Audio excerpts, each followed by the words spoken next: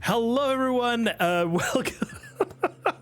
Hello, everyone. My name is Khalior. I bring to you the latest news related to Bloodhunt and everything that's around it, and I help explain the news in the way to better understand what is going on.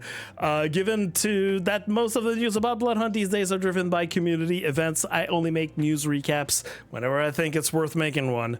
So for posterity, archival, and recording purposes, it is currently Monday, October 7th, 2024. It is currently exactly 7 p.m. Eastern Daylight Time. It has been 895 days since the official release of Bloodhunt. Currently activated in-game is the Primus Pass, and the current patch is the community update. Yes, still, again, continuing forever and always.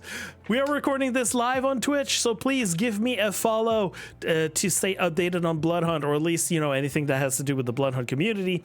If you are live, feel free to ask me questions in the chat to anything that you think might be relevant to what I'm talking about. And as a reminder and a disclosure, I'm not bound by, I'm not a game dev, I'm not bound by an NDA related to Sharkmob, but I will do the best that I can to explain the news with some reasonable assumptions. And again, need to remind you, do not work for Sharkmob.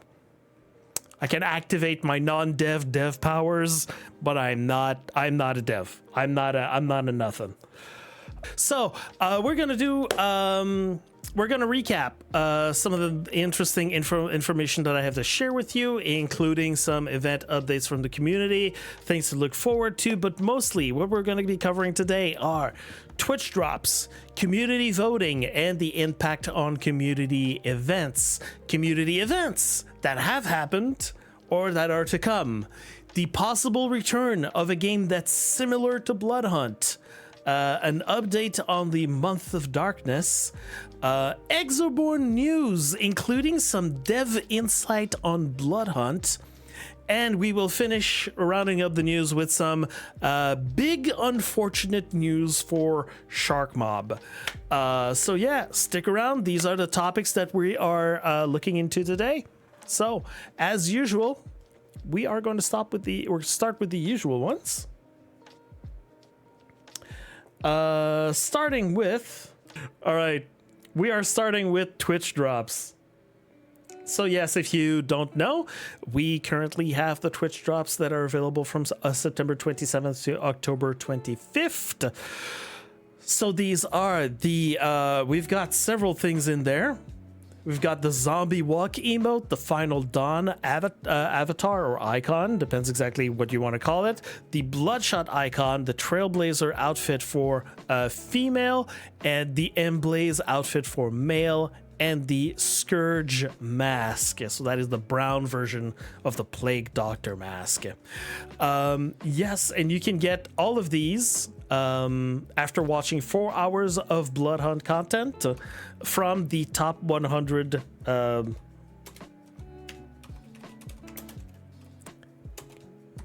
paste. It didn't paste. Oh no, it just copied and I copied space. I copied a big space. There you go. You can get those from the top 100 streamers of September. So all the people that streamed Bloodhunt during September, the top 100 that were allowed to have some prizes, that were allowed to have some drops, their streams are tagged with the drops, like this one currently is. And remember, if you want to have access to the drops on your next, on your stream, if ever you're a streamer for the next month, you need to be able to stream Bloodhunt during the current month. That's how it works. We don't know exactly what's happening after on the 25th when these drops are not available anymore. We don't have any news about that. But as usual, if ever you've got some suggestions to make sure you post them inside of the Bloodhunt Discord. The community managers are going to be looking at your feedback in there. And also there is, I might as well just put it here, there is a way when you're looking at when you're looking at Twitch, if you use this link that I just posted there, it does have an extra filter of filtering the people who have drops. Again, it happened that there are some people who are streaming Bloodhunt who are in their stream title, and inside of their stream, the notifications that they've got set up, they announce that they have drops when they do not have them. In fact, they're just posting that they have drops, maybe because they don't know, or maybe because they know and they don't really care because they know that drops attract people. So yeah, go look in the category and you can see who has the drops for real.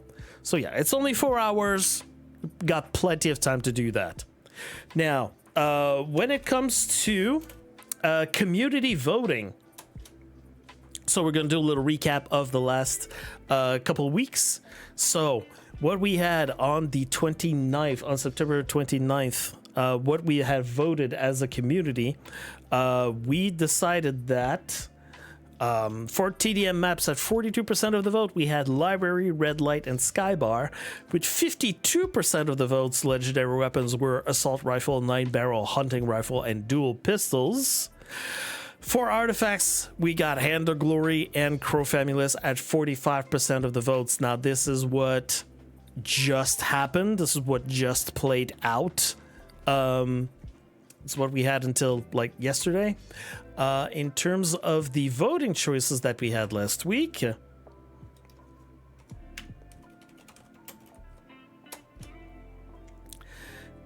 these are the options. Wait, did I just copy it twice? What? I don't know what I did. Anyways, these were the voting options that we had. We had the options of Boots and Crow, Eye of Thorns and Hand of Glory, and Nodus Volume and Rourke's Ram. For TDM maps, we had the choices of Skybar, Slaughterhouse Harbor, Burning Church, Library and Railway Station, and Rooftop Restaurant, Memorial Park, and Red Light. And for legendary weapons, we had the combos of 9-barrel Marksman Rifle, Hunting Rifle, and Pistol, LMG Crossbow, Revolver, and Dual Pistols, and option 3, which was made of Sniper Rifle, Burst Rifle, Toggler, and Double Barrel. Now, we are lucky enough that the voting results were just yesterday. Hooray! So I can immediately let you know, if you're a person that doesn't exactly know what is happening right now, what is currently right now inside of the game. Well, it was just announced yesterday. For TDM, at 37% of the votes, so everyone was kind of like, we don't know. We've got the OG setup of Skybar, Slaughterhouse, and Harbor. For legendary weapons, we've got the LMG, Crossbow, Revolver, and Dual Pistols at 43% of the votes. And coming in at 48% of the votes, Crow Famulus and Expeditors Boots. So there's some people who have been waiting for this to get back in the game. All right, Boots are back in the game, guys. Let's go. We are getting speedy. We're getting speedy this week. So I know that a lot of people are already excited. Need to start spreading the word about that. Now, where it starts becoming interesting is the options that we currently have. All right, so the vote options that we currently have this week. So make sure that you go inside the game to vote for this. For artifacts, we've got Nodus Volume and Rourke's Ram, Expeditors Boots and Eye of Thorns, and Crow Famulus and Hand of Glory, which is going to be very interesting because some people have been actually asking while looking at this option. Some people have been going like, you know what? It's time to get the Eye of Thorns back inside the game. So yeah, I think it's time. It's been a very long while since we had Rourke's Ram. It's a very long time since we had Eye of Thorns. So now some people, maybe because this is the option, because some people don't want the Hand of Glory, some people have been going like, you know what? It's about time we see it back in the game. So a lot of people are going to be voting for that. It's going to be good, you know? you know, maybe it's going to be good to have that back. The options this week for TDM maps, we've got the options of Library, Railway Station, and Abandoned Mall. Option 2 with Rooftop Restaurant, Old Town Square, and Graveyard. And Option 3 with Memorial Park, Red Light, and Sky Bar. Now, if you're a person who doesn't really care about TDM, Team Deathmatch, you don't exactly know what to choose, here is my suggestion to keep it spooky during the month of October for Halloween and all of that. Whenever we've got the option for Graveyard, we choose Graveyard. So my recommendation for you this week is vote for Option 2. We're going to be spooky in the Graveyard, because why not? All right, and in terms of legendary weapons, well, you know, you get to choose whatever you want, but this is what we got for options. We got Option 1, the 9-barrel double tap silence SNG and marksman rifle. Option 2, LMG dual crossbows, toggler and sniper rifle. And Option 3, revolver, dual SMGs, pump shotgun, and assault rifle. My personal vote, even though, yes, there is the assault rifle in this option here, I really love this option. I really love Option 3, personally. I think that both of the other ones are also super viable, which made it like a very tough decision for me to choose between all of them. But personally, it's the gold revolver that makes the whole difference here. The gold revolver, which we have not seen in play that much often compared to the other ones. Still, whenever there's going to be a gold revo, I'm going to be voting for it. But that's my choice. It's up to you.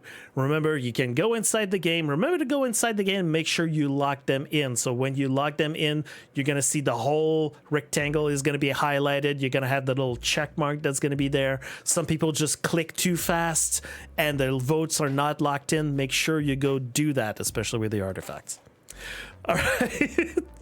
So we are moving on to community events. So as a reminder, as we usually do, if you want to know anything that's happening with the community events inside of the game, things that fellow players like you and me are putting together, go inside of the Bloodhunt Discord. There is a channel called Community Events, and that's where all the events, anything that's being made by the community, it's all posted there. So all the links, everything that I'm going to be talking about, everything is posted there. If ever you missed out on some things, everything is in there.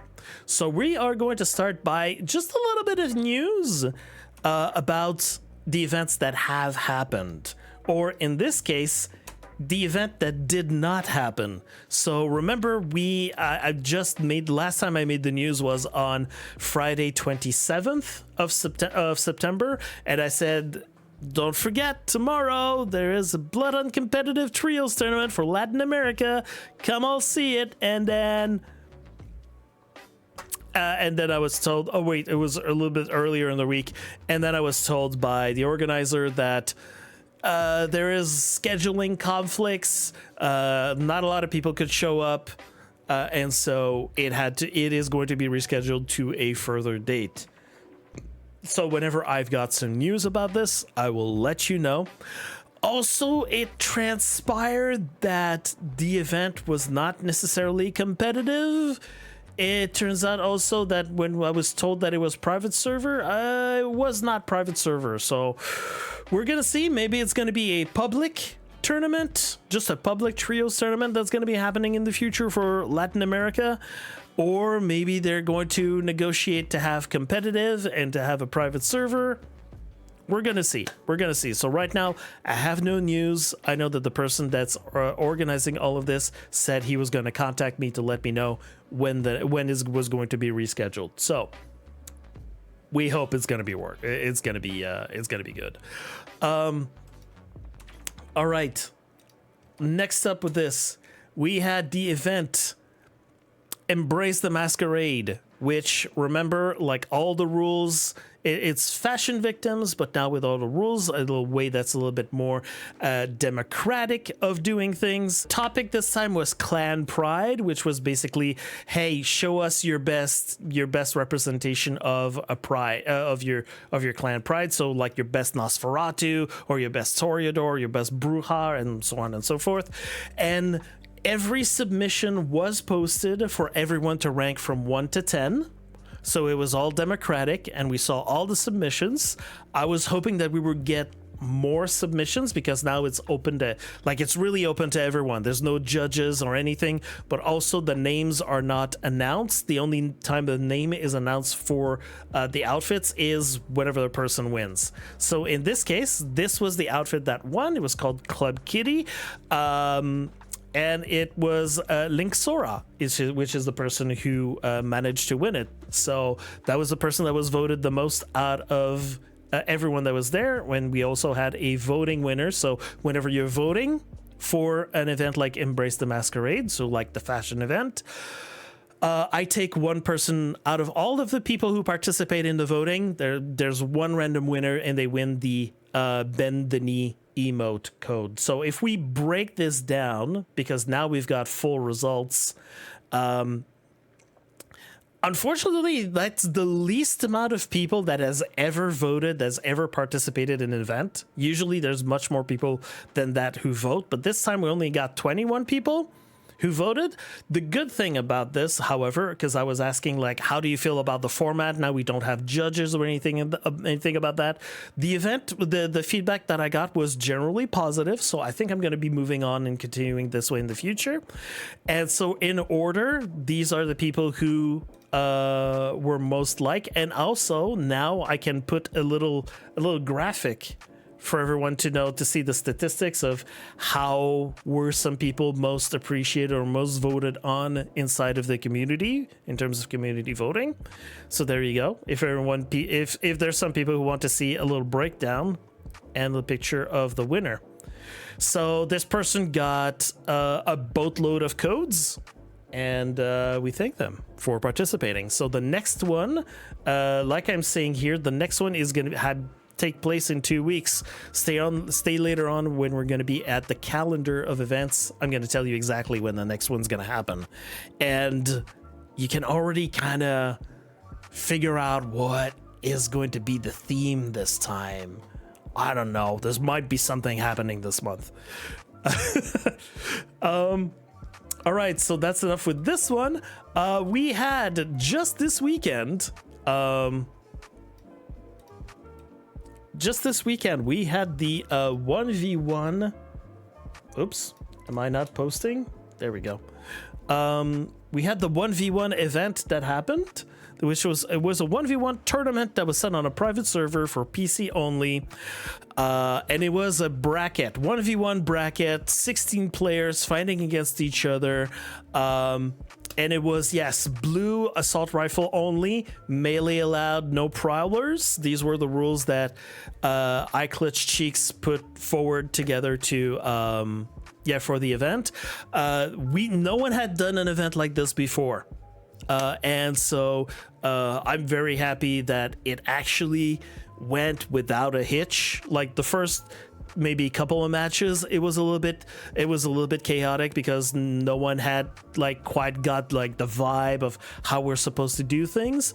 Certainly iClutchCheeks got the feedback from a lot of people already, from like how to improve this event, how to make it better next time. If you have some feedback to give to iClutchCheeks, don't hesitate to contact him on the Discord, on his stream whenever he's streaming. If ever he is not the one to set up the next event like this, at least he's going to be able to pass on all the feedback and all the info. But definitely this was we didn't know if it was possible to do, and by golly, it is entirely doable. And really, I'm hoping, like, I know that there's a lot of people already, both from people who participated and from the people who are watching. I know that there is a lot of like, okay, well, there's a lot of interest to have this event happen again. I'm sorry. I have to speed up. I don't have the whole night to go through all of this. I've got a lot of things to cover. But Zai, if ever that can help you, there are also, I'm going to be posting all of this on YouTube, and YouTube has automatic subtitles that's going to be retranslating for you, and usually they've been good. So yeah, I hope that the translation is able to pick up what I'm saying. I'm sorry.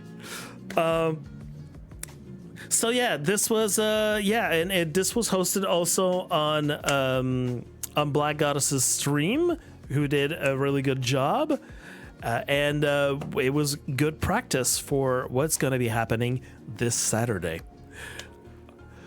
So yeah, really looking forward to an event like this. Oh, I forgot to announce the winners. So the winners, the people who were like the winners were the top 3 players inside this event. So it was a bracket that was, you know, closing down. Like it was best of 3 for most of the fights, and only at the last end, the 2 people that were duking it out, it was Jay and Jabori, the 2 best friends, clashing against each other, and it was a best of 5. But yeah, the winners, the 4 winners were Jabori, Gimme the Cereal, Promise, and Jay, or people know him, Patchmade J. So congratulations to all of them. Yeah. Okay. Now I must talk about the Trios KPM event. So if you don't know, if you're not in the know, there was throughout September, there was Toachman. There was the Kills Per Minute Trios event that was organized by Sharkmob or Tobias, and yeah, it was active throughout of September, and they were the ranked prizes from long time ago that were going to be available. And yeah, so I'm not necessarily going to go through the whole spiel of everything about exactly how things happen, because there were a lot of discussions, there were a lot of things in the background. I unfortunately got mixed up into all of this, and I lost a lot of time because I was involved in all of this, even though I wasn't playing trios. But at the end of the day, this is what we had in terms of, like, this is what the leaderboard looked like when Tobias was taking his screenshots to determine who exactly is going to be the winner and all that. So here are all the people. So I'm just posting it out here for posterity, just to see it's archived there. And there we go. There's the next ones up to like number 29. These are all the people. These are all the stats that you currently see. So the rules behind all of this was you needed to have a KPM, so number of kills per minute inside of trios matches, and like the highest ratio. So you can see like the ratio is here. And you also had the second column here, which displayed the number of matches. So what was required was that at the time that Tobias was taking the screenshot that you see here, that inside of the month of September, the last 30 days, you would have played 45 matches. Also, you needed to be an account that was in good standing with Sharkmob. Now, this is the part where I don't necessarily know what to talk about necessarily in that way, because I know that there were a lot of questions that were being asked of Tobias exactly. So a person who has an account in good standing with Sharkmob, what exactly does that mean? Does that mean, like, does it affect like bans? If you're playing on an alt account when your original main account was banned, did that count? Did permaban, did temporary bans, do they count? When you are hit with a 24 or 72 hour temporary ban on your account, does that mean that you're off the list? Also, do bans from the Discord, from the Bloodhunt Discord, do they also come into effect? Do they also count? So these were a bunch of questions that were sent to Tobias, and after going through the list over and over again, he applied the rules. So the list that you see there, and that's why I was posting it, it's not because you've got some names at the top, you don't take the top 9 there and go like, these are the winners. You need to make sure that the rules are applied.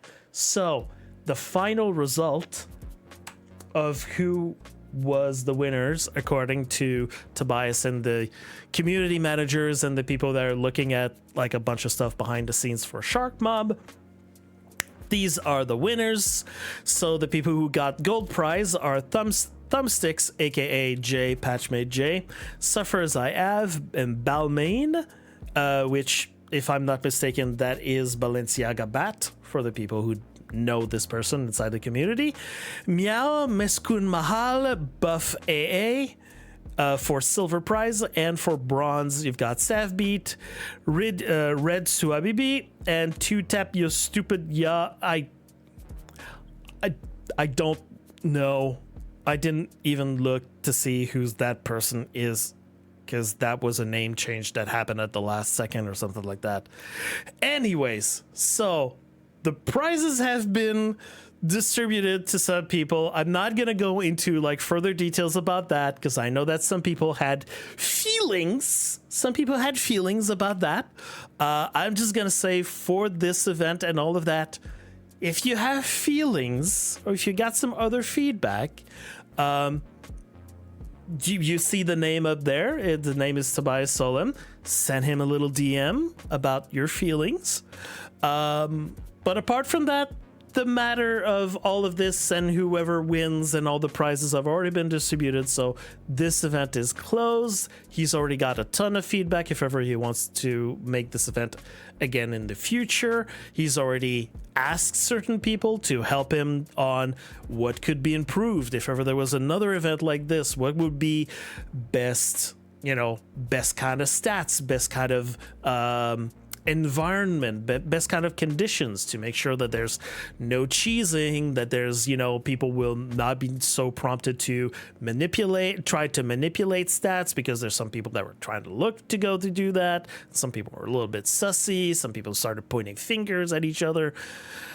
Again, I don't want to go into all of this, but yes, he's also Tobias. If ever you send him a DM, he's not necessarily going to answer, because right now he is very busy with Exoborne.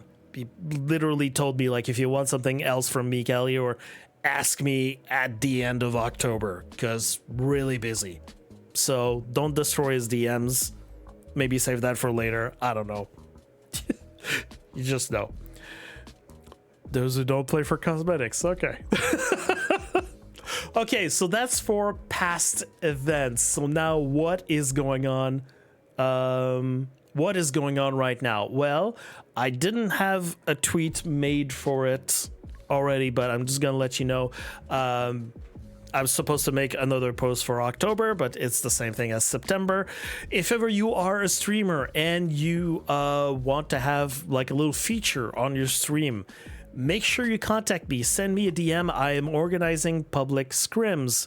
Basically, what a scrim, for the people who don't know, just very quickly, is it's short for scrimmage, and it's basically you and other people. You are organizing. You're working together to basically play together, play against each other, making sure that the games that you're going to be loading in, there's as much real people inside of the matches, or at least the people that you want to fight against, or you want to play with.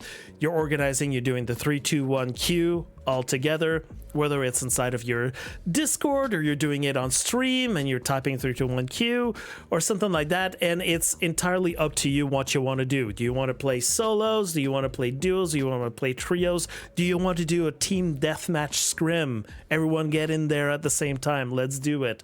It's entirely up to the streamer to decide what they want to do. Is it just let's go, let's play, and that's it, let's have fun, let's all wait that everyone gets back and then we queue it together again? Or do you want to do like, hey, next match we're all playing Nosferatu and it's only melee weapons, some stuff like that. You can always put little challenges like that. And also, if ever you want to do that, I have a calendar that I'm going to show you in a second, which is posted there. Actually, let me just put the link to the online calendar in the chat right now. Whoops. Boom, there's the online calendar. I've already have it so you can see other people who are tagged in for scrims. If ever you want to join in, if you're not a streamer, if you want to just like join in whenever the other people are doing their scrims, the calendar, when you open it up, it is displayed in your own time zone. So that's something that's advantageous. And yeah, every streamer who wants to do that, I give them the option to give away a code from our community prize pool. So we've seen Lupin outfits, Fluorophore tattoos, Fiercely Loyal outfits, some icons and banners, like a whole bunch of them. So if ever you want to have a scrim, remember, just send me a little DM with some of the details that are here, like your time zone, when you want to place it, when you want to play it. So look, you can look at the community calendar and you can see like the scrims. Hold on, I just want to see the scrims. The scrims are this color, so we've already gone through this. We're here. You can see that on Wednesday there's going to be Mr. Prop Hunt that's going to be having some scrims there, and if memory doesn't fail me, as I'm actually looking at my things here, he's going to be giving away a Fluorophore tattoo. So the nice fluo tattoo, he's going to be giving one of those codes out. Now, I want to pace it a little bit so that, you know, let's say like Hooligan and Damn Duck, let's say that they ask me like, hey, I want to do another one. I'm not going to put them like immediately like next week so that it becomes like, okay, every Saturday Hooligan is doing a scrim at always the same times. I want to, you know, give people a little chance if ever there's other people that want to get a Saturday night. So there's a little bit of a cool down that I want to make sure that there's there, so everyone has a chance, but there's also other events that are happening too.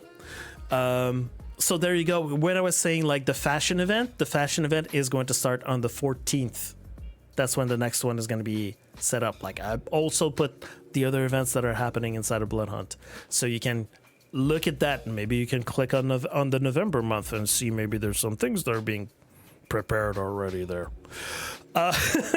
So basically, yeah, scrims, if ever you want to, I've got some codes, I can give them out. It's just I'm organizing this. It's up to everybody. Yeah, if ever you want to feature your stream, you want to see it in the category, you want to get some more people in, you want to try and test out some different ideas, I'm just making it available for everyone. So yeah, contact me if ever you want to join in and do that.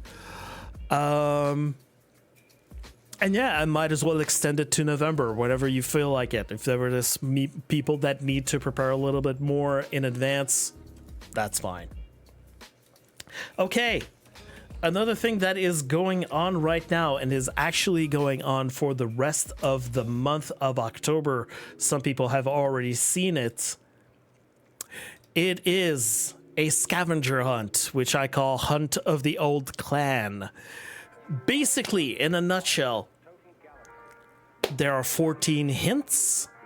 You go inside of the game and you try to find exactly what I'm asking you for. You take screenshots. At the end of the day, you send me 14 screenshots that try to match the hints. If you get 100%, actually,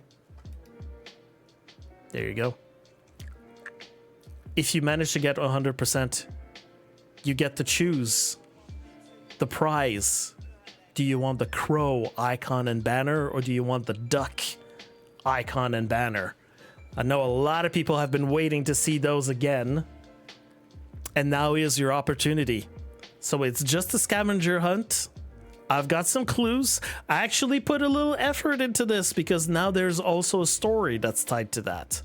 So I wrote all the rules. Take the time to read everything. If ever you are stuck or you need help, again, in the Bloodhunt Discord, there is a channel that is called... Hold on, let me just put it right there. There we go. Inside of the Bloodhunt Discord, there is something called the Bloodhunt Secrets channel. If ever you need hints, if ever you have questions, you can write those there. Like all the other scavenger hunt events that happened in the past, some people were asking for hints. You can always put that there. Hey, I'm stuck on on number 9, where exactly is that supposed to be? Now, as long as people don't post spoilers or answers, if ever you post like directly, if you just straight up post your screenshot of the answer, I'm gonna ask the mods to remove what you're posting there, literally, because I don't want, you know, people to, like, I want people to take the time to go inside of the game and try to find the hints. You know, it's a scavenger hunt. You've got the whole month to do it. So yeah, you know, people can take their time. I think that 14 hints is good enough. Also, where did I write this? Okay, that's the part that some people don't seem to have missed. Halfway through the event, so around October 15th, participants who did not score 100% will be given a second chance to submit their answers. To do that, I'm gonna have to wipe all your previous answers. So if ever you sent some screenshots, save them to the side. Okay, and yeah, that's basically it. There's a little bit of a story. There's a little bit of a story behind all of this that I decided to put together. If you can figure out exactly what's happening behind the scenes, bonus points to you, because I was not very straightforward about what was happening there. But yeah, just I need a little bit of information, and then you can just look inside of the map, try to find exactly what I'm asking you to look for. And yeah, you get to choose between the crow or the duck if ever you're missing one of them, or if ever you already have both of them and you just want to play, that's also fine. But yeah, don't be afraid to go in there. Don't be afraid to ask inside of the Bloodhunt Discord for some help.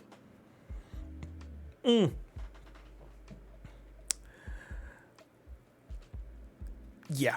All right. So this is an event that is going throughout the month.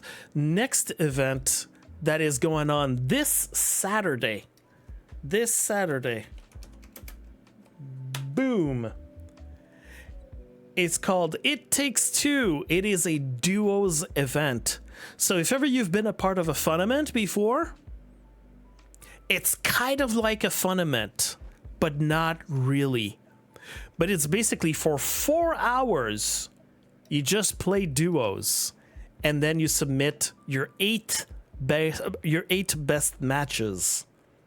And there's a whole sign-up form. There's a whole bunch of rules there of your point calculations, and the prize pool. Right now, the prize pool that we currently have here are... was it the right one? Yes, this is the right one. Okay. The prize pool that we have are for first, second, and third place, a certain amount of tokens, and your choice from the cosmetic prize pool. Now, you can already sign up by signing up with this form, as usual, as we do for FUNaments. So you've got the duo members. You put in your information, can already put in duo's information for your second player, and then the rest of it you just fill in when it's time for the event to happen. You can also just come up at the event when it's gonna go live and just go like, yeah, I'm signing up.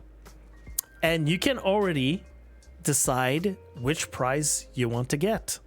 So duos member number 1, which one do you want to get? You've got Fiercely Loyal outfit, Lupin outfit, Flamingo hair color, Bubblegum hair color, Fluorophore tattoo, Spectral wing tattoo, Bend the knee emote, and you've also got the Slumber Maker and Love letter icon and banner. So each one of you can choose which one you want to get inside of your duo.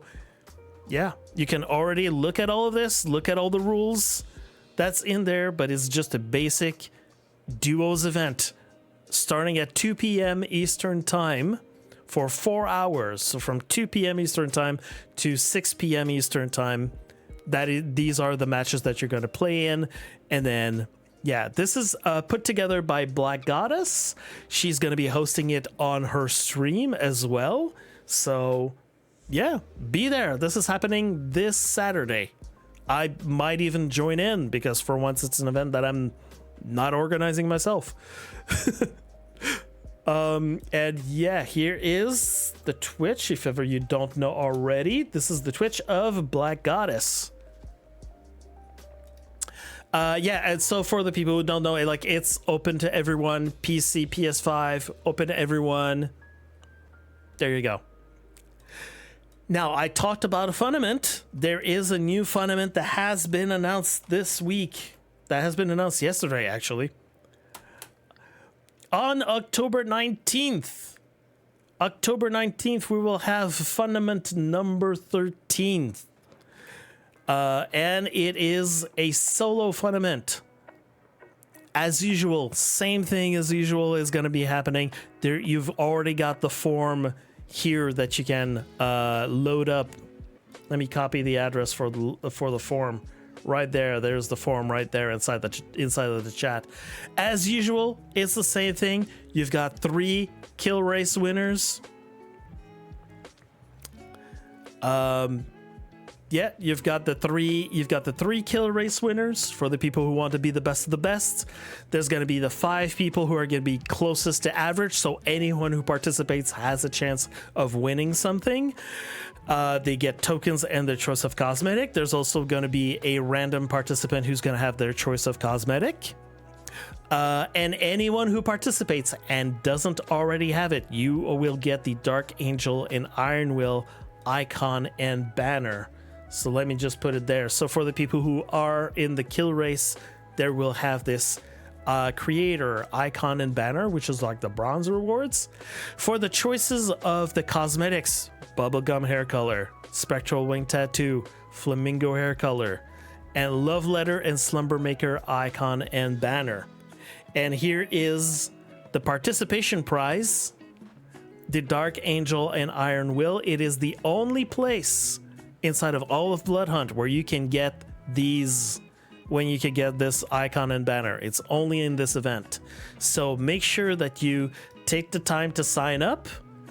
Because you can already sign up if ever you are a streamer and you want to be featured, because this is going to be streamed and hosted by me on the main Bloodhunt channel. If you want your stream to be featured, sign up in advance, put in your Twitch link in here, and there are also a few rules that you need to follow, or else I might not feature you.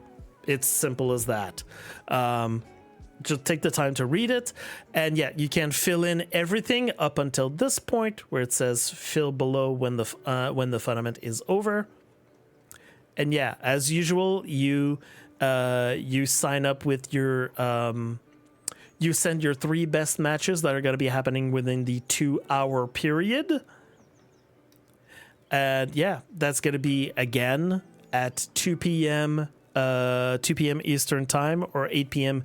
CET on October 19th. So not this Saturday, but the following Saturday at the exact same time. I'm going to be going live on the Bloodhunt game Twitch channel about half an hour earlier. So I can go through all of the details about how it's going, how things are going to happen. So everyone, now pay attention. What's going to be happening next Saturday? It's going to be solo. Okay, it's going to be solos. The vote, the community vote that you're putting in this week, what you are voting for legendary weapons and artifacts, they are going to affect the FUNament for everyone. So choose wisely, pass the word around, make sure that you do the community vote and you're thinking about a solo FUNament. You know, it might be wise not to have the Hand of Glory during the FUNament. It might be better to have the boots or any other thing than the Hand of Glory. The Hand of Glory slows down matches, and when we're trying to get as many matches as possible within 2 hours, Hand of Glory, not the best choice, I think. But it's up to you guys. Now, I want to also mention before I move on, hey, there's been a lot of people that have been asking, when's the next competitive trios event for PC? Right now, there is something in the Scrims calendar that is already written. we're looking at a date in November, and it's gonna have a little twist to it. But we're not ready to announce it yet. It's not all locked in and put in stone, but I'm just gonna say, Trios competitive event, there's certainly something that's gonna be happening in November, so be ready. It's gonna be Trios. Make sure you already got like some of your teammates already, you're already thinking about that, but that's a little bit in the future. All right, now, again, I want to post it just to be sure, join the Bloodhunt Discord. The link is right there. Keep an eye on the community events channel. Everything's going to be posted there. Or follow me on my own socials. It's always, if you don't know, just come into the stream or go on my YouTube to see this news recap that's happening right now. It's all posted on YouTube. All right. Now, I'm gonna move on to another topic as I take a sip. Away from community events and more into the, when we've been talking about Bloodhunt, when we've been involved with a lot of people that have been looking or watching Bloodhunt, there's always been a comment that's been coming back over and over again. Hey, you know what this game reminds me of? There was this game that was called Gunz the Duel. And there's some people that are just like, yeah, this reminds me of that game. Sucks that we can't play this game anymore because there's no more servers for it, or the game's too old and it's not being maintained anymore, or some stuff like that. Well, I was surprised. I was very surprised to see this tweet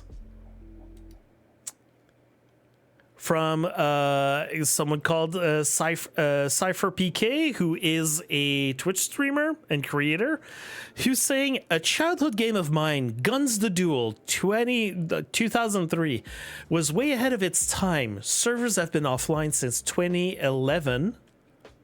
And just recently got added to Steam as coming soon.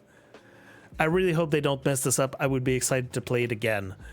So there's a lot of bouncing around Naraka style a little bit, bouncing against the walls or something like that. But just like the whole thing of doing 1v1s, I'm not even sure what I'm looking at. Because it's a little bit chaotic. But yeah, apparently Gunz the Duel is now on Steam. It's posted as release date coming soon. And yeah, there's like things about the game that are there, but we don't have any other information about that.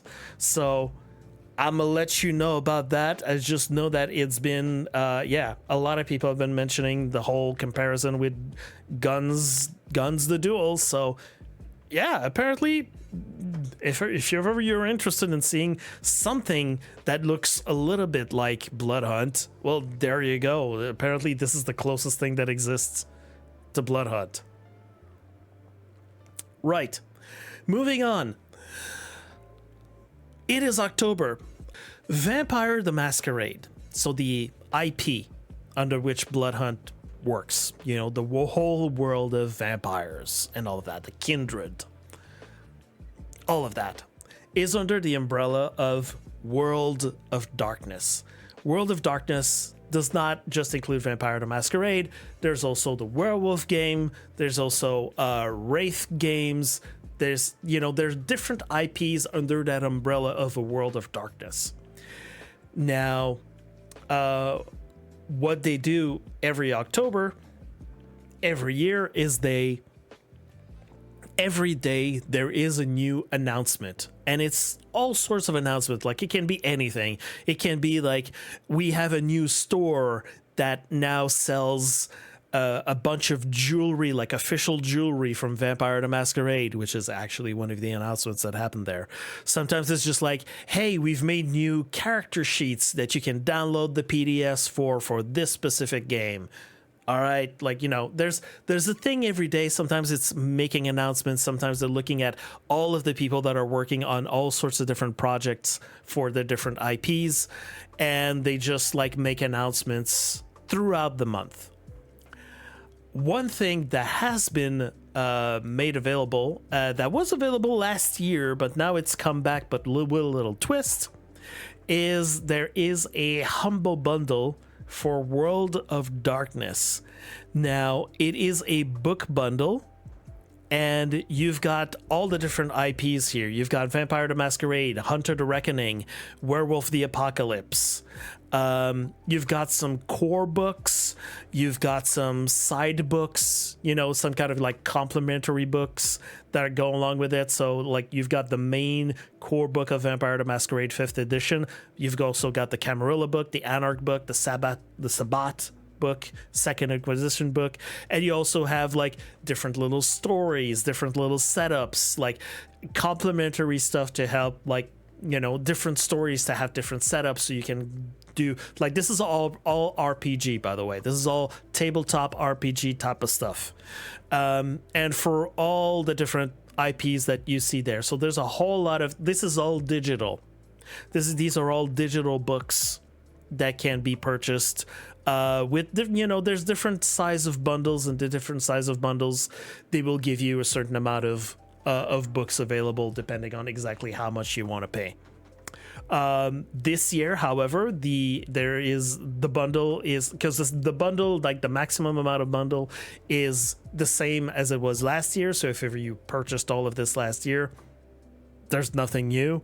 But however, now there is a physical item that you can also purchase if ever you want to get the higher bundles, and it is the game Vampire Rivals, which is another tabletop game.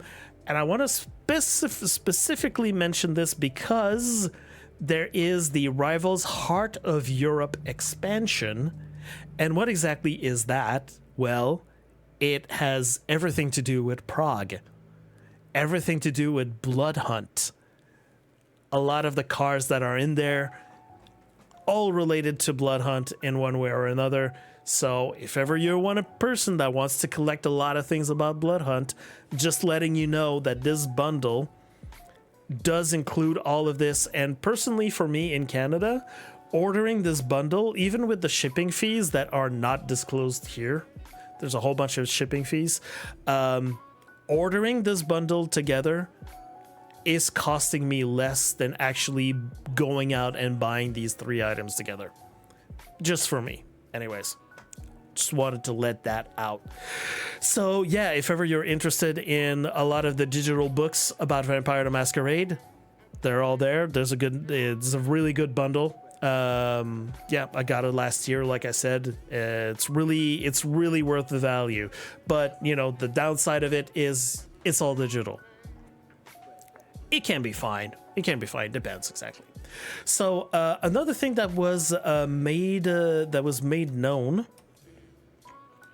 and I'm saying this like this is purely for the people are interested in Vampire the Masquerade, just because I think these are cool things to know if ever you're interested in delving deeper into all of that. There is also the Alchemy platform, app alchemyrpg.com. So I actually purchased it, and I'm just gonna show it to you what it looks like right now. So what does that do? Well, if ever you are into role play, you probably know of a website called Roll20. Roll20 is just like a website that helps out if ever people want to make role-playing game campaigns. It saves some settings. It's got the role already, like, you know, you can do a slash roll inside of your inside of the program and all of this, and connect with each other. And the storyteller, the one like the DM who wants to, the dungeon master wants to set up the game, you can already add in some, you know, little decor elements. You can add some NPCs to like a common board that everyone online, wherever you are inside the world, as long as you connect inside the game, you can see all of these details and all of that, and, you know, ways to connect with each other. So this is Alchemy is like an updated more classy version of all of this, and it serves many other types of things, many IPs, but now it is Vampire the Masquerade is added to it. So like right now I could do a game right now and I could have my camera open or not. I can do voice chat with people. It's all embedded into all of this. And look, I've just made like a little example. You've got the I'd have to hide my web frame here, but you're able to do the rolls here if ever you felt like it. To do the rolls here, you've got your notes, you've got your chat that can happen here. You've got the scene, and you can add many things inside the scene. All the scenes, they're different scenes, they're different interiors or things that exist from the world of Vampire the Masquerade if ever you purchase the whole thing. So you see you've got all sorts of different settings that you can put in the background if ever you felt like it.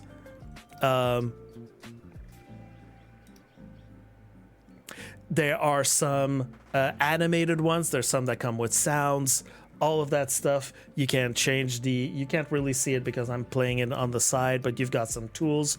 You've also have up here at the top, you can already have some made up NPCs if ever you felt like it. You want to create a character inside of the game. That's fine. What do you want to do? A mortal, an animal, a vampire, a ghoul, a creature of horror. You can already set a lot of difficulties and all of that. And all of the fun thing about all of that is that all of the rules of Vampire the Masquerade are already there for you. Are already inside of there for you. All of the rules, all of the things. So if ever you want to see like even the complicated rolls, you can't figure out how to roll the freaking dice that are specially made for version 5 of Bloodhunt, of Vampire the Masquerade. It's all like, it does a lot of the things for you. So it's basically, it helps you with a lot of the mechanics, a lot of the math, a lot of the ambiance and the tones. Like I said, you've got NPCs that are ready to go. It makes it easier for someone to play or get into Vampire the Masquerade and have your own little setup that's already like put on there. And yeah, and you can connect with people. So it's another platform to basically do TTRPG, but there's Vampire the Masquerade that's in there. So I'm looking forward to actually playing some campaigns in there. But yeah, again, it's just a little extra thing that I thought was interesting that I just wanted to put out there for you guys.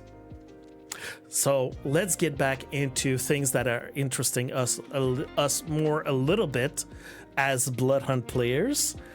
As Bloodhunt players, I always say, we gotta, let me type correctly. We always have to keep an eye on the other things that Sharkmob are doing, which means Exoborne. So for all the people who don't know, this is kind of a little reminder that there are currently, there is a second closed playtest for Exoborne that is happening on October 10th, up to, I believe, October 25th or 24th. I have a blank right now. But this playtest is different from the others because this one, the first one was for North America.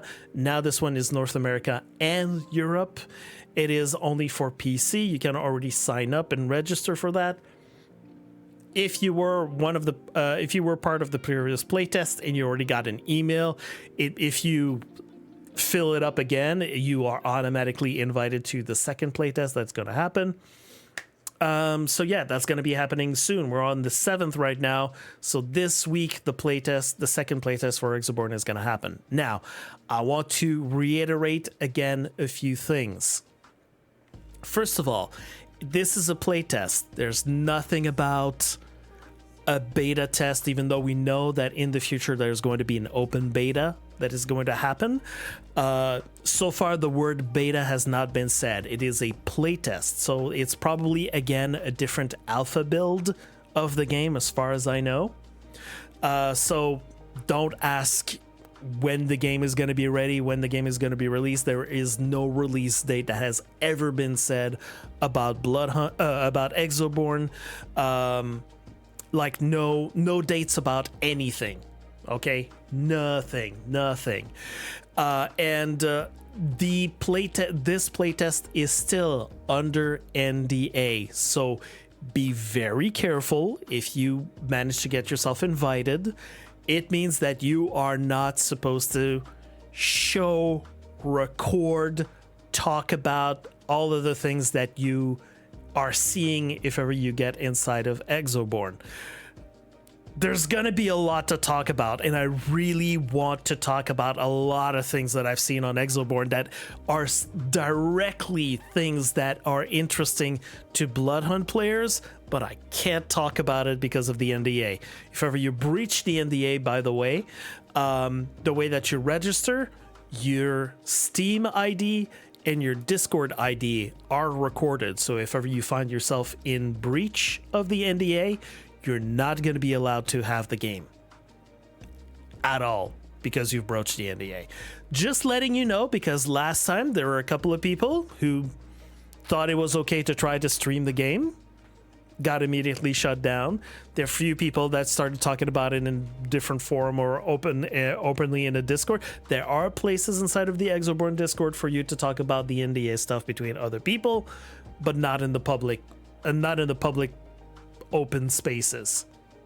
So just letting you know, if ever you want to see some gameplay of Exoborne, go look in my previous news recaps that I've done over the last few months. There are some videos that exist. I already put the links about that up there. If ever you want to see some of the other alpha gameplay tests, there's one person that's gone into great detail, and I got a lot of footage from the alpha playtest, from the last playtest that happened, if ever you want to see how it looks like. But if you want to see it firsthand, go on the Exoborne website, sign up to join up in the playtests. All right. Okay. Oh, I'm gonna need a sip for this one. Oh, God.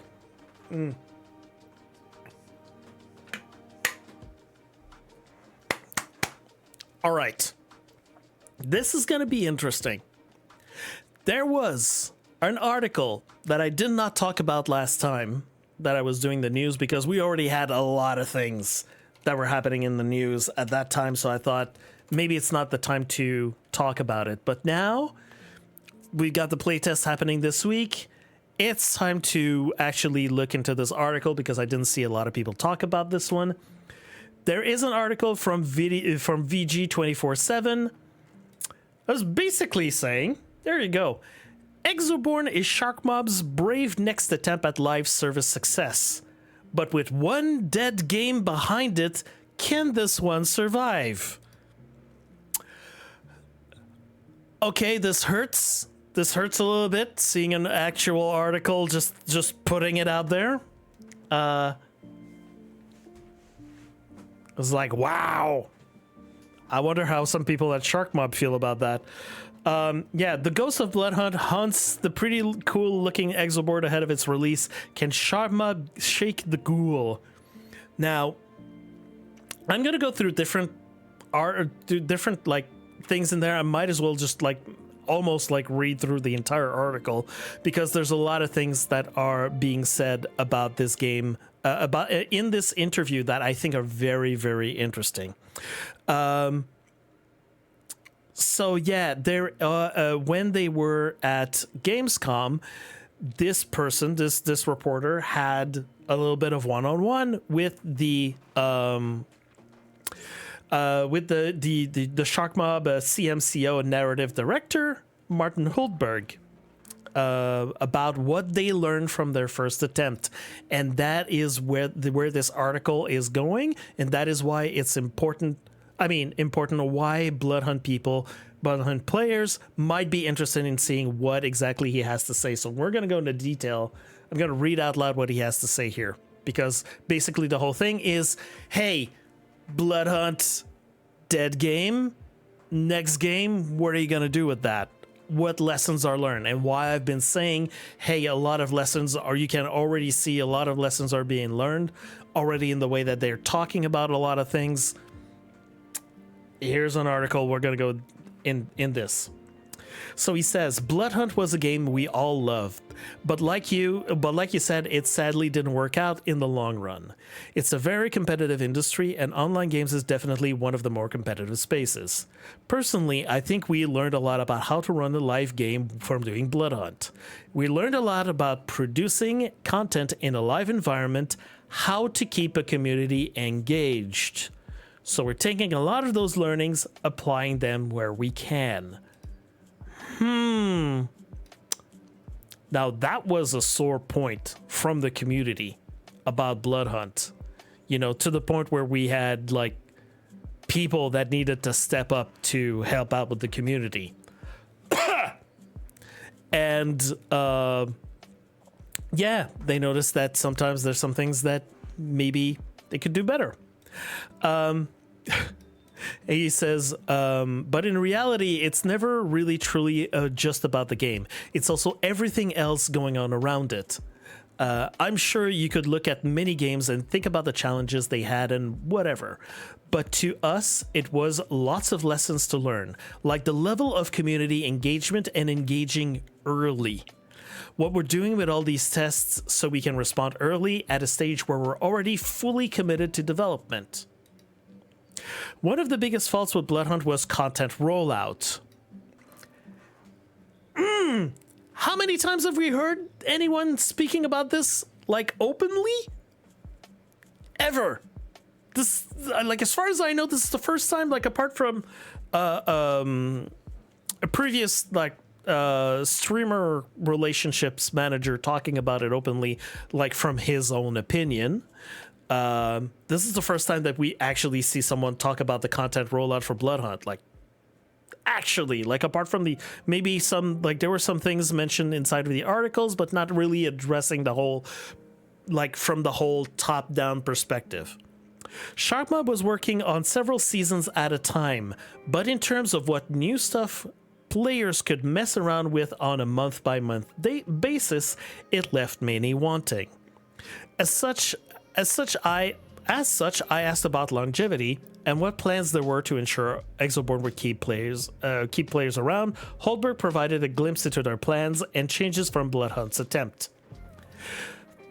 Those are one of the details we're not talking about right now, but this is a live game and there will be content drops post-release. We have a roadmap internally around that, and we're looking at ways of setting that up. That was also one of the lessons with Bloodhunt. How do you plan that content so you have a sustainable pace for your time? Okay, I want to step a second here. A sustainable pace for your time. Meaning, remember, for the people that were there, they were trying to do a month after month content release. They were aiming for that originally. They're trying to do, like, maybe we can pace our teams together with programming and testing and all of those things, integrating things. Maybe we can do a month after month release or a little update or a little patch, you know, a little bit of everything that was happening month after month. There were some months where they relapsed a little bit, whereas one month it became like 2 months. And the battle pass that was supposed to last a month or something, suddenly that was 2 months. Suddenly it was 3 months. When they announced the end of the big development team, when we had a small team that was working on Bloodhunt, then we had a release that was happening month after month after month, and it was not necessarily like full content all the time, but it was like something new, something to put the game into a better place that it was. But then again, it was because it was a small team. They didn't need to have the whole team behind them all the time. They didn't have to, let's say, work on and patch on the big rigs update, which probably caused a lot more problems that they originally had wanted to have. And that's also why at a certain point I was doing countdowns, you know, with looking at the battle passes, how long the battle passes lasted, and I was doing a countdown going like, hey, battle pass is gonna come, and means that when they reach 0, it means that there's gonna be a new patch. And at some point they went like, nope, not necessarily. We might need to have a little bit more extra time. So all the people who are counting down when the next patch is gonna happen, we need to pace ourselves because we are not at that point there. So, you know, that's a little bit of what they mean by you need how to plan that content so you have a sustainable pace for your time. Talking about different teams, all sorts of teams, internal teams, all the outsourcing teams that they are, you know, outsourcing all the different elements to make the game, to put the game together. All of that, like they need to be able to coordinate all of that. And more, well, not more importantly, but as importantly is how to get the community content in a timely fashion. Those two are very hard to marry, but it's a bit about how you roll the content out and how you can package your updates. That's something we've looked at a lot. How we can get content without relying on once a month big updates. That's not typically sustainable. Aha. Lesson learned. There we go. It's worth noting one of the most significant changes in strategy this time, a shift to the premium model.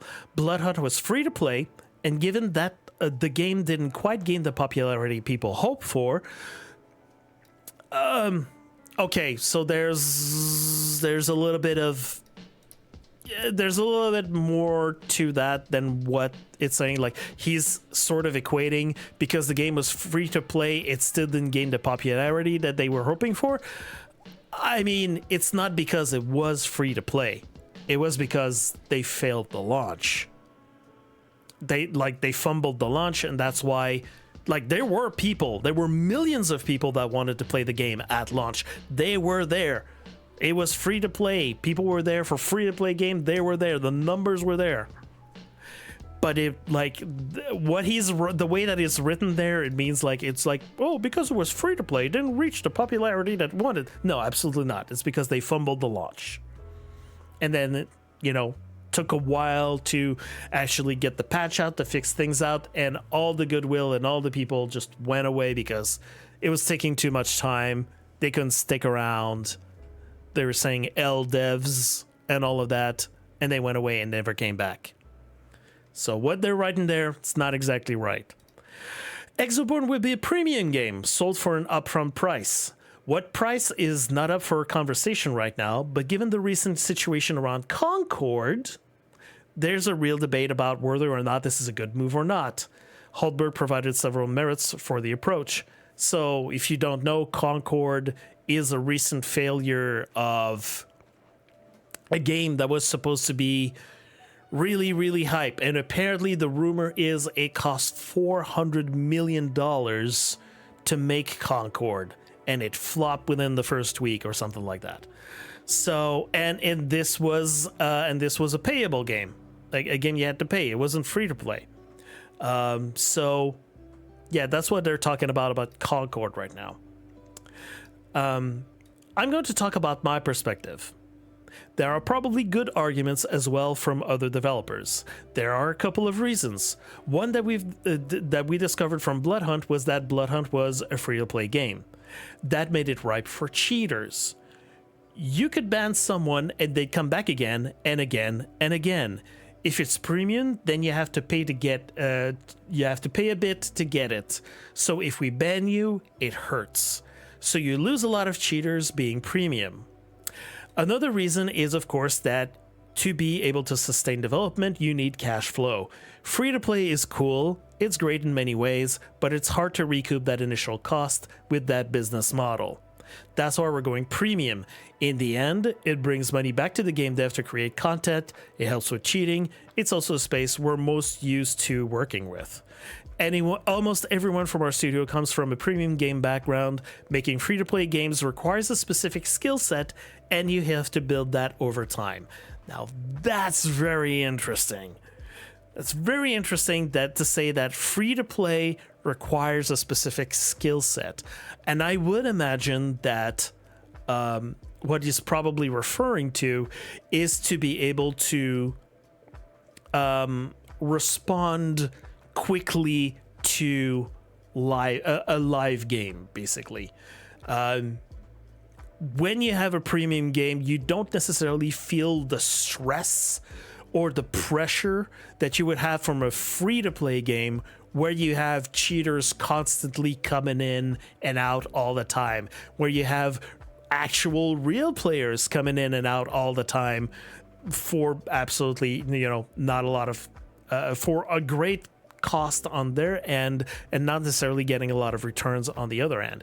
However, we know inside of the community that there are some people, even though it's free to play, there are some people who are paying to get some tokens to buy in the in-game shop. That's how we managed to keep the servers on for so long since the end of development. It's because there's still people that are still paying, and they said that everyone that pays to get tokens, all that money is automatically being refunded into the upkeep of the servers to keep the game alive. So there are some different stresses from having a free-to-play game in an online service game that probably, like he says, like, there are different things, there are different sorts of stress, and if you have a premium game where people have to pay, you're a little bit more secure and you don't have to put that much time and effort into certain areas of the game. Understandable. Also, we kind of figured, without them even announcing that it was going to be a premium game that you're gonna have to pay for Exoborne, we kind of figured after what happened with Bloodhunt, a lot of people have been theorizing how much money has been put into Bloodhunt. We kind of, figured out like a number of how much it costs to make Bloodhunt. And certainly, while on one end, they are, they've always been saying that money is not a problem because they're backed by Tencent. And Tencent is still letting them do whatever they want with their games. Like, they're giving them free reign. There's absolutely no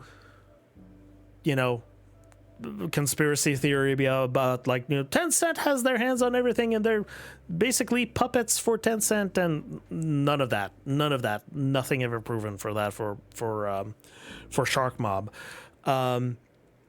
Still, at the end of the day, even though money's not a problem, even though Tencent can just throw money at so many game studios without even necessarily counting dollars and cents, it is still money that is being invested. At some point, there are people that are looking at the cost and return of everything inside of that. So, yeah, we kind of figured that the next game was not going to be free to play. It kind of makes sense. And probably the next one after that, whatever game is going to be, probably is also going to not be free to play. Or maybe it's going to be a mix of free to play and premium. The same kind of way that you have, let's say you have World of Warcraft, where you can play the first 20 levels free to play, free from you. If you want to continue beyond level 20 or something like that, then you have to pay, you have to commit, something like that. Maybe I could see in the future. I asked, what about the sweet spot for pricing this kind of game, especially when there are free-to-play alternatives already out there? Holbert was tight-lipped, but nevertheless gave an answer. I don't feel comfortable speculating on that, it's not my forte. But you're right, it's something you need to look at because the competition is very fierce and there are lots of very good free-to-play games working well as premium games that charge standard pricing or some mid-range pricing, whatever. Like you said, it's about finding that sweet spot. I want to point out that he says, it's not my forte.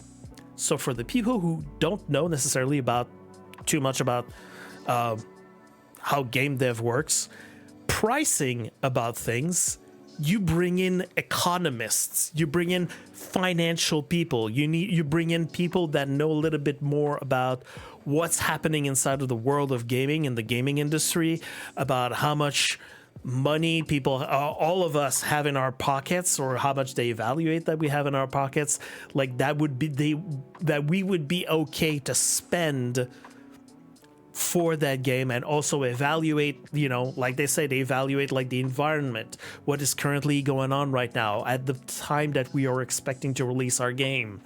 What price would be okay for us to be releasing it at without the price being like too much of an issue, like too much of a barrier for people to actually jump in the game. All of that stuff.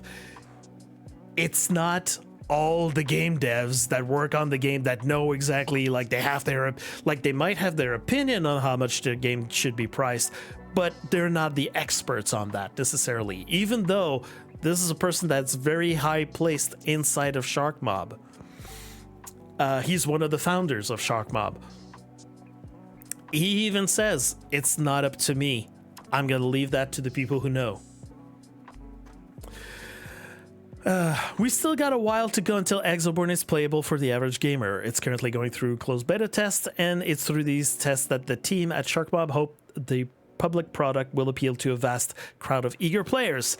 Time will be the test of it, obviously, but it's reassuring to hear that lessons from the last attempt have been taken to heart. That's all you can really do, isn't it? It's in game development and life. What a thoughtful way to end an article about a video game about wicked tornadoes.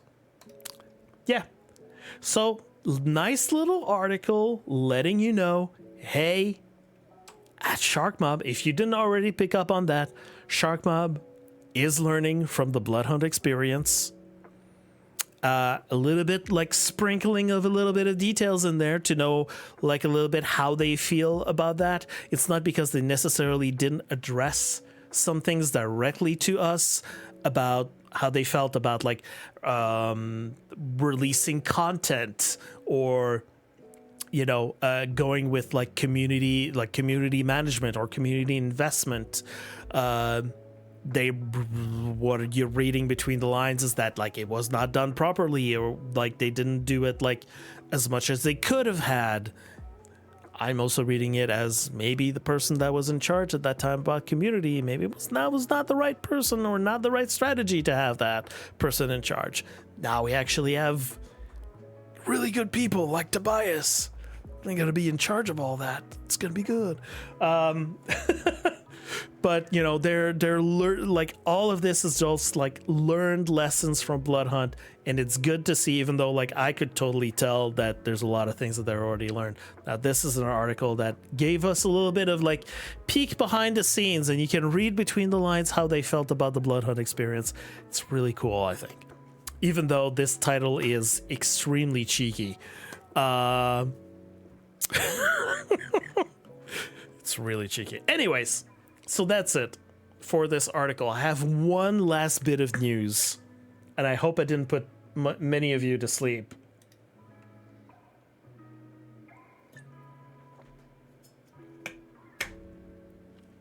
So, a little bit of news here is this kind of fell under the radar, I believe, and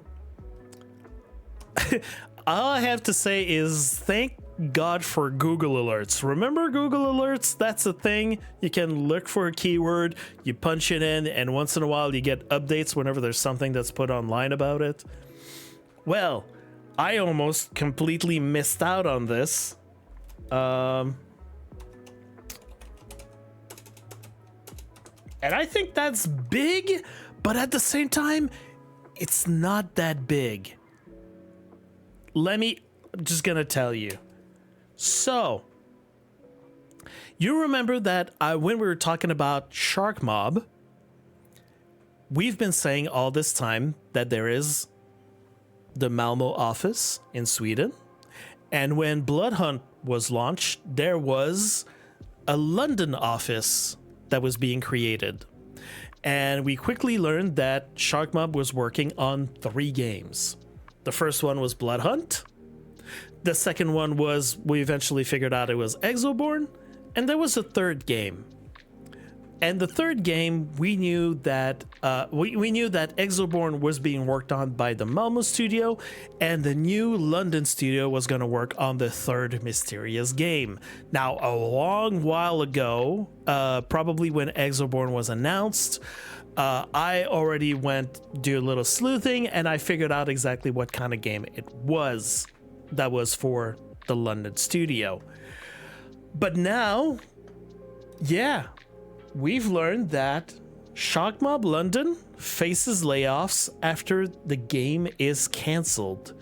So they've been working on game number 3 for some time, and the game has now been cancelled. I'm just gonna read it here. Sharkmob is facing layoffs at its London studio after cancelling one of the games it had in development, with an unknown number of jobs now at risk. The studio informed GameIndustry.biz of the news via a statement, with the London team now entering a consultation period to assess how much of a reduction in headcount is needed. Sharkmob told us it aims to try and minimize this impact. As you know, our industry is facing challenges, meaning we must adapt to focus on the right opportunities as a business. Our team in London have been working on an unannounced game for some time. It is with regret that we now have to announce that this project has been cancelled. The decision to cancel the game unfortunately means there will be a reduction in the number of people we can support in the London studio.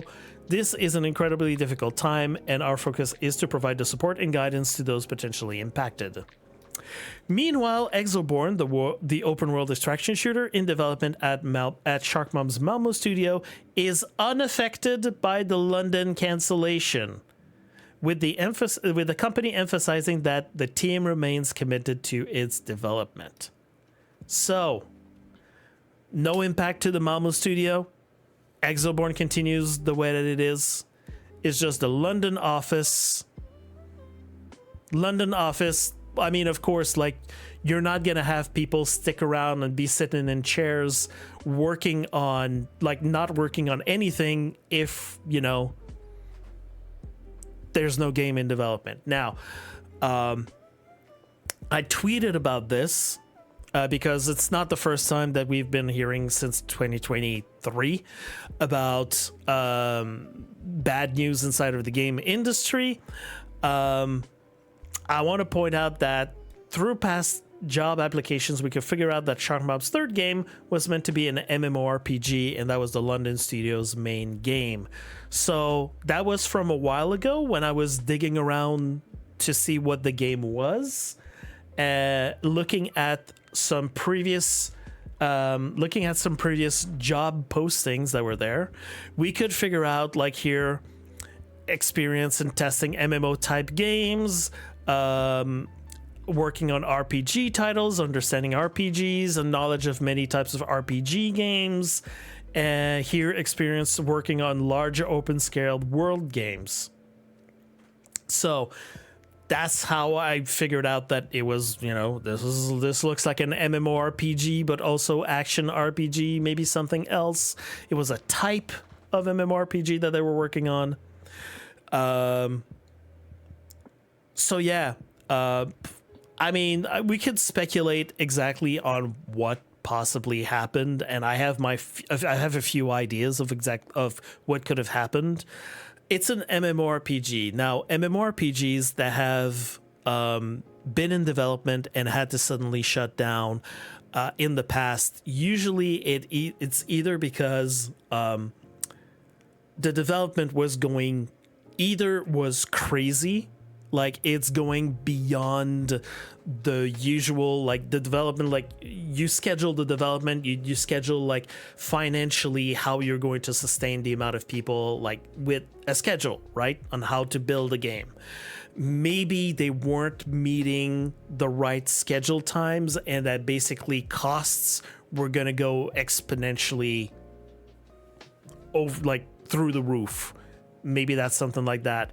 Maybe it's one of those situations that it's unfortunate that we happen to hear, like, maybe later on, like, maybe the game director just went completely nuts, because it's weird to say. I probably don't think it's that unless we have proof, but it's been happening a little bit too often that sometimes it's just like management's just like completely off the rails.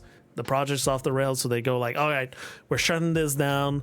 We're shutting all of it down. We're gonna, all of the people that can work on things, we're gonna try to find you something to work on for the other people. We're gonna have to temporarily let you go because we can't pay you to just sit on your hands.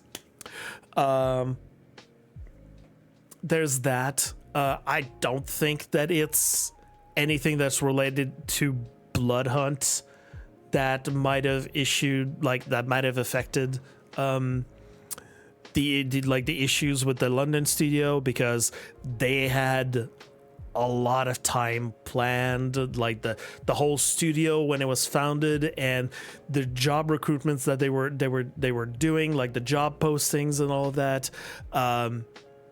Like they had a plan, they had money, like all of this like was already pre-planned, so like none of it that was related to like the failure of Bloodhunt that did, that's not affecting that. Okay. Also, like Bloodhunt was pretty much like 2022, and now they're doing something towards the end of 2024. They're making the decision towards this, so that leads me to think that it has nothing to do with that.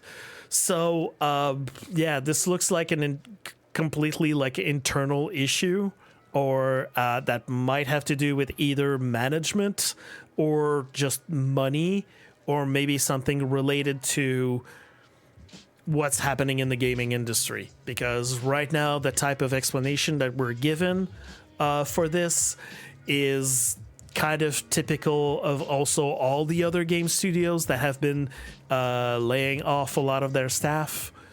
So we don't know. All we can do like with this is just speculate. The good thing is that Exoborne is still on, like it's still gonna happen. I don't see any reason why Bloodhunt would be affected. Yeah. So no MMORPG. Don't know. Doesn't mean necessarily that also the MMORPG is going to be like entirely canceled. If ever you've heard about the stories about Blizzard, how they do things with a lot of the games that they build up and then they cancel. They go like, wait, we've been building a lot of stuff in there, so not build all the stuff to this to make a new project. We're gonna take all the different parts of the buffalo and we're gonna put them into a new other project. It's kind of like they had this MMO. Blizzard had this MMO that they were building up, the sci-fi MMO that they were calling Project Titan. From the bits and parts, when they canceled that, they took bits and parts of the things that they've been working on, and that's how they made Overwatch. So it's possible that all the work that they've been doing, they might be picking all of that and work on something else. But yeah, I'm gonna keep my eye on the my ear in the streets to figure out exactly what exactly is happening with that. What's going to be happening in the future with that, with all of that.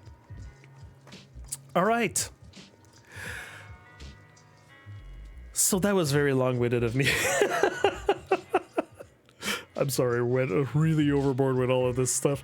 So we are at the point where where I'm telling you what exactly are we looking forward to. So looking forward to, we've got on Wednesday evening, we've got Prop Hunt. Mr. Prop Hunt is going to be doing some scrims. On Saturday, we have the Duos event, It Takes Two, organized, put together, and is going to be hosted by Black Goddess. So 2 p.m. Eastern Time this Saturday, October 12th. After that, on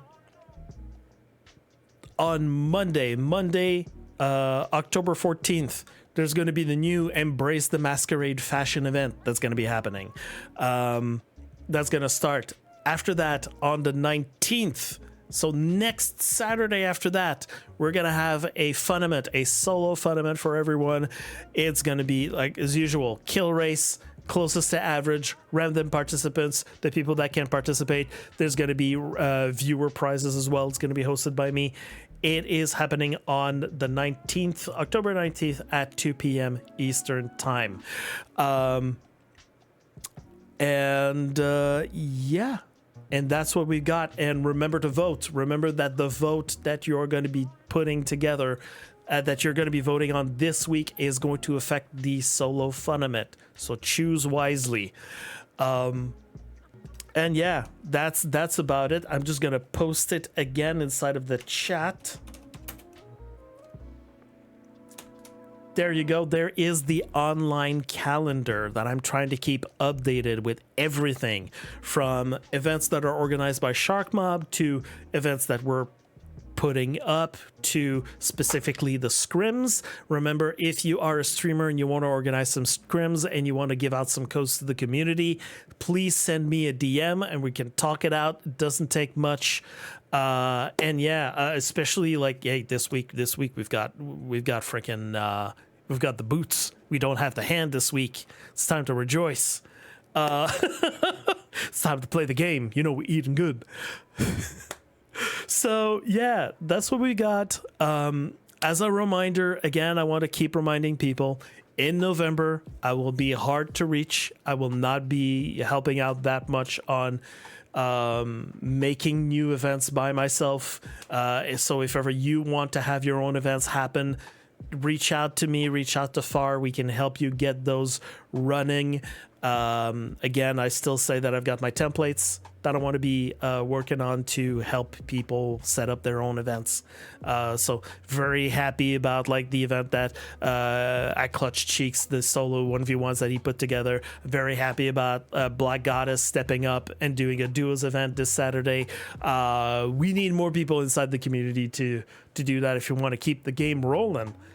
And yeah, remember, we've also got the Scavenger Hunt. The Scavenger Hunt, which is happening for the whole month. So go ahead and join in all of that fun. If ever you don't know, if ever you are looking for all the links to all the things, join the Bloodhunt Discord, go in the community events channel. And if you're not, well, you can see in the chat posted right there, there is also my Discord. I post everything inside of my Discord, and you can also have my automatic tweets in there. All of my tweets are posted automatically there, so you never miss anything that's going on about Bloodhunt. And all right, I think I just spoke enough. I think that's enough. All right, I think that's enough. So yeah, as usual, we've got events happening with the community, so please join in, participate, watch the streams, or just lurk. It really doesn't take much to just show a little support, to show that, you know, we're still supporting this game, and it's all community efforts. As usual, the community is the thing that's gonna keep this game going, or not, or whatever. Yeah, so continue to support the community in any way that we can. As far as myself, I'm gonna remind everyone, for the people who were there before the stream, this month I will be streaming as much as I can, as much as possible. Not just Bloodhunt. I have a whole heap of games that I want to touch on. So yeah, yeah, there you go. There is no rocket launcher inside of the game. There's no rocket launcher inside the game. That would be funny though. So yeah, there's gonna be like a lot of my own streams are gonna be like pretty much like whenever I have a moment, like, all right, let's go. I have time to do a stream. Let's go. Let's freaking press play and let's do it. It's gonna be like pretty much off the cuff whenever I'm gonna be available to do that. And that being said, everyone, thank you for watching. Thank you for watching the Bloodhunt News Recap. We've got a lot of things going. Please participate. Please help out, because all these efforts, let's not make them go to waste, please. I've been working a lot on these things. So thank you for watching, everyone. Remember to be kind to each other and to yourself, and I will see you soon.